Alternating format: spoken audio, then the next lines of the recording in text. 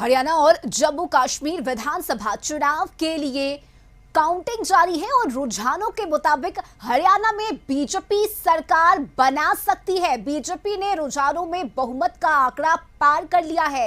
BJP 50 सीटों पर आगे है। वहीं अगर हम कांग्रेस की बात करें तो कांग्रेस 34 सीटों पर आगे है। इसके साथ ही INLD 1 पर आगे है, वहीं 5 सीटों पर अन्य आगे है और यहां सरकार बनाने के लिए 46 सीटों की जरूरत है। जम्मू कश्मीर में आवाम किस पर मेहरबान होगी, रुझानों में तस्वीर झलकने लगी है। जम्मू कश्मीर की 90 विधानसभा सीटों पर काउंटिंग जारी है और अभी कांग्रेस NC गठबंधन ने बहुमत का आंकड़ा पार कर लिया है। दोनों ही गठबंधन 53 सीटों पर आगे है, जबकि बीजेपी 26 सीटों पर लीड कर रही है। PDP 3 सीटों पर आगे चल रही है। साल 2019 में आर्टिकल 370 हटाए जाने के बाद जम्मू कश्मीर में यह पहला विधानसभा चुनाव है और जम्मू कश्मीर में फिलहाल कांग्रेस NC अपनी बढ़त बनाए हुए है। वहीं अगर हम हरियाणा की बात करें तो यहां बीजेपी हैट्रिक लगा सकती है और अगर ये जो अब तक के रुझान हैं, अगर ये नतीजों में तब्दील होते हैं तो हरियाणा में तीसरी बार बीजेपी की सरकार बन जाएगी।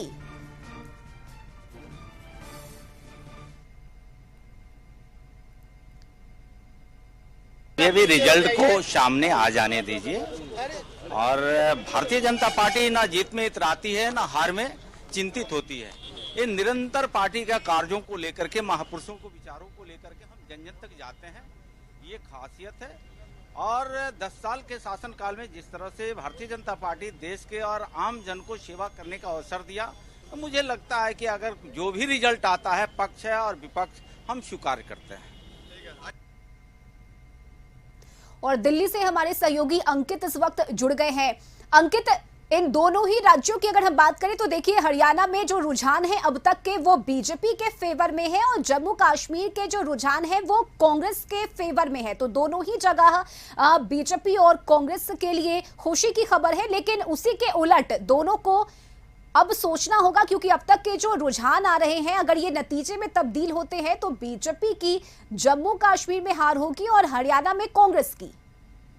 बिल्कुल, निश्चित तौर पर अगर हम बात विधानसभा चुनाव के लिए वोटों की गिनती सुबह से चल रही है। बीजेपी ने लगातार बढ़त बनाई हुई है, जबकि कांग्रेस अब ज्यादा आगे बढ़ती नहीं दिख रही है। वहीं कांग्रेस नेताओं ने चुनाव आयोग और मतगणना को लेकर सवाल उठाए, आरोप लगाया कि आंकड़े अपडेट करने में देरी कर रहा है। लाडवा से CM सैनी और गढ़ी सांपला से कांग्रेस के भूपेंद्र सिंह आगे चल रहे हैं। ऐसे में कहीं ना कहीं कांग्रेस के वरिष्ठ नेता जयराम रमेश हरियाणा चुनाव के नतीजों के बीच चुनाव आयोग पर सवाल उठा रहे हैं। उन्होंने X पर पोस्ट भी किया है, लोकसभा चुनाव की तरह हरियाणा में भी चुनावों के रुझानों में जानबूझकर चुनाव आयोग वेबसाइट पर धीरे धीरे शेयर कर रहा है। तो ऐसे में जिस तरीके से रुझान आ रहा है उसको देखते हुए अब जो विपक्षी दल है वो लगातार हरियाणा विधानसभा चुनाव के जो रुझान आ रहा है उसको देखते हुए कहीं ना कहीं फिर दोबारा से EVM और भारतीय जनता पार्टी यानी कि केंद्र सरकार पर इशारे साधना शुरू कर दिया है। चुनाव आयोग के लेटेस्ट आंकड़ों के अनुसार बीजेपी 90 में से 50 से 52 सीटों पर आगे चल रही है। बहुमत के 46 आंकड़ों के पार कर रही है। कांग्रेस 34 सीटों पर आगे चल रही है।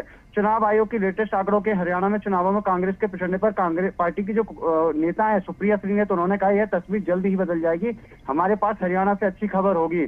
मैं चुनाव आयोग की वेबसाइट को देख रही हूँ, वेबसाइट पर डाटा नहीं बदल रहा है, हमारा वोट शेयर बीजेपी से आगे चल रहा है, यही सीटों में बदलाव किया जाएगा। और जैसा कि आप लगातार देख रहे हैं जम्मू कश्मीर में जो स्थिति बनी हुई है वहां पर कांग्रेस की जो बढ़त चल रही है, लेकिन अभी ये कहना जल्दबाजी होगा। जिस तरीके से 12 बजे के बाद और भी राज्यों में आपने देखा था, अभी लोकसभा चुनाव के परिणाम जिस तरीके से आए थे कि भारतीय जनता पार्टी लगातार सुबह से लेकर दोपहर 12-1 बजे तक पीछे चल रही थी, लेकिन 1 बजने के बाद जिस तरीके से जब दूसरी राउंडिंग की वोटिंग काउंटिंग शुरू हुई तो उस पर कहीं ना कहीं बीजेपी का पल्ला भारी गिरता हुआ नजर आया।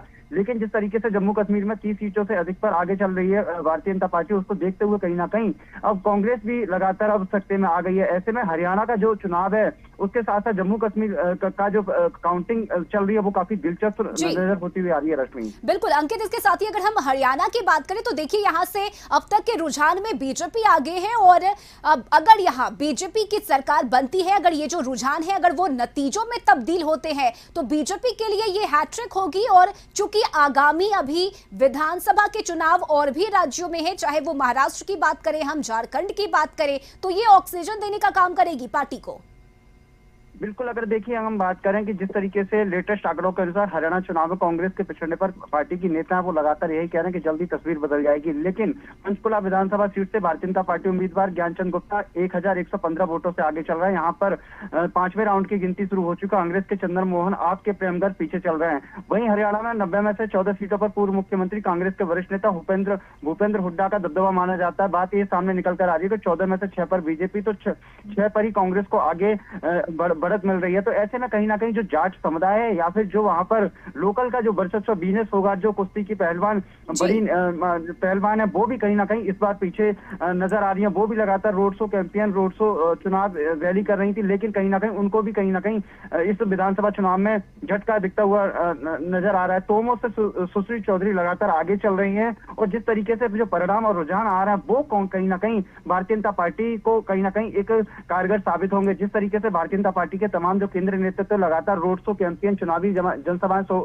लगातार कर रहे थे, उनको देखते हुए जो विधानसभा चुनाव के हरियाणा परिणाम आ रहा है वो भारतीय जनता पार्टी को कहीं ना कहीं बढ़त देने का काम कर रहा है। रश्मि, बिल्कुल अंकित, और अब से थोड़ी ही देर में तस्वीरें पूरी तरह से स्पष्ट हो जाएगी, कौन कहां से जीत रहा है ये भी साफ हो जाएगा। लेकिन अब तक के जो रुझान है उसमें आरोप प्रत्यारोप का दौर भी शुरू हो गया है। जैसा आपने बताया कि कांग्रेस अभी से ही सवाल उठा रही है, तो वहीं दूसरी तरफ बीजेपी की अगर हम बात करें तो हरियाणा के जो रुझान आए हैं उस पर बीजेपी का कहना है कि कांग्रेस अब कहीं नहीं है, कांग्रेस को हमने पूरी तरह से साफ कर दिया है।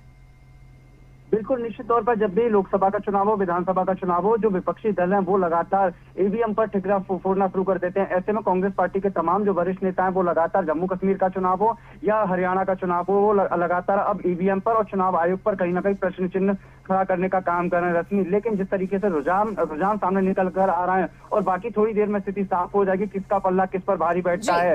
लेकिन जहां भी कांग्रेस पार्टी की सरकार बनती है वहां पर केंद्र सरकार पर कोई भी इशारा निशाना नहीं साधती है, ना कोई इशारा करती है। तो ऐसे में अब जिस तरीके से रुझान आना शुरू हो रहे हैं तो कांग्रेस पार्टी या तमाम जो विपक्ष के दल हैं वो लगातार ईवीएम पर और केंद्र सरकार यानी कि मोदी सरकार पर निशाना साधने का काम कर रहे हैं। निश्चित तौर पर थोड़ी देर बाद बिल्कुल तस्वीर साफ हो जाएगी कि भारतीय जनता पार्टी कितनी सीटों से आगे बढ़त की स्थिति में दिख रही है, कांग्रेस पार्टी कितने घाटे में दिख रही है। जिस तरीके से जम्मू कश्मीर में जो रुझान परिणाम सामने निकल के आ रहे हैं वो भी निश्चित तौर पर कहीं ना कहीं चौंकाने वाले हैं। रश्मि, चलिए बिल्कुल अंकित, आप नजर बनाए रखिएगा, अपडेट लगातार आपसे लेते रहेंगे। फिलहाल बहुत शुक्रिया आपका तमाम जानकारी के लिए। तो हरियाणा और जम्मू कश्मीर इन दोनों ही